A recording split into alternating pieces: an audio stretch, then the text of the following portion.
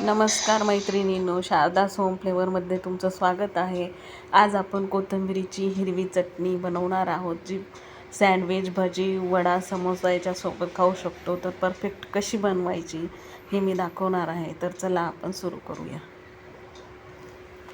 तर सर्वात अगोदर मी इथे कोथिंबीर स्वच्छ धुवून घेतलेली आहे वाटीभर. थोडासा कढीपत्ता पण घालूया, 3 ते 4 पाने धुवून, थोडीशी अद्रक, 4-5 हिरव्या मिरच्या स्वच्छ धुवून घ्यायच्या, 4-5 लसणाच्या पाकळ्या,